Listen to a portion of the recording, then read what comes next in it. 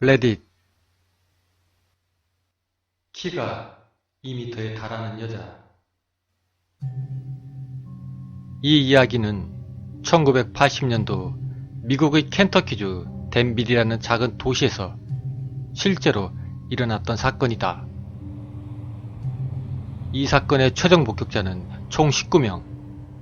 사망자나 부상자는 없었지만 그 19명 모두가 극심한 공포로 인하여 정신착란 증세로 고통을 받고 있으며 현재까지도 그중 3명의 피해자는 정신병동에서 치료를 받고 있다.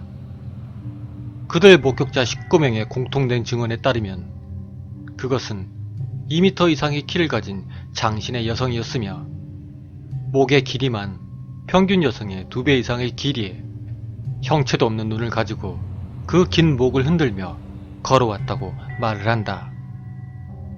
그 여인이 사람이든 귀신이든 사람에게 직접적인 악감정을 가지고 위해를 가한 게 아니라는 것 때문에 도시의 경찰들로선 적극적인 수사를 할 명분이 없긴 했으나 마침내 목격자가 6명째 등장했을 때 그 미지의 정체에 대한 두려움을 느낀 도시 주민들의 강력한 항의로 마침내 그 수수께끼 여인에 대한 수사를 시작을 한다.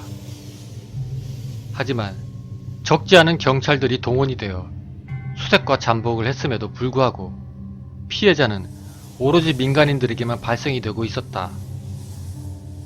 그렇게 시간이 흐를수록 이 정체불명의 여인에 대한 이야기는 미국 내 신문과 TV를 통해 전역으로 퍼졌으며 방송국에서는 여러 번에 걸쳐 특집 방송을 할 정도가 되었다.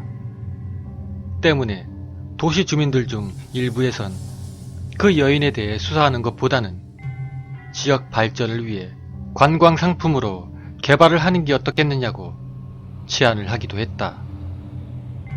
실제로 1983년에 댄빌은 수많은 관광객들로 인해 발전이 되고 있었다.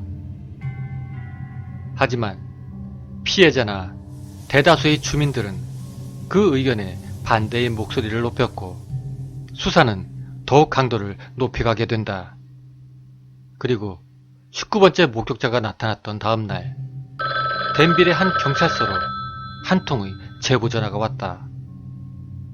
그 정체불명의 여인의 사진을 입수했다는 그런 제보 전화였다. 그 전화의 주인공은 댄빌 도시에서 작은 사진관을 운영하고 있던 32살의 노먼 씨였으며 그는 또한 11번째 목격자의 약혼자이기도 했다.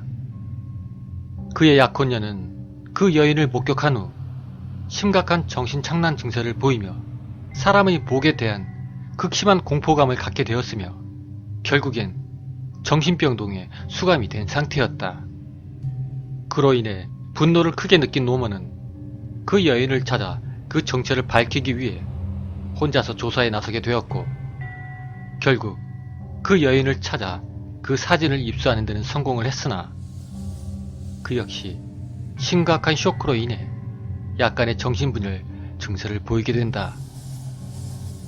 마침내 이 소식은 다시금 미국 전역으로 퍼져나갔고 이를 통해 접한 그 정체의 모습에 사람들은 공포에 휩싸여만 갔다.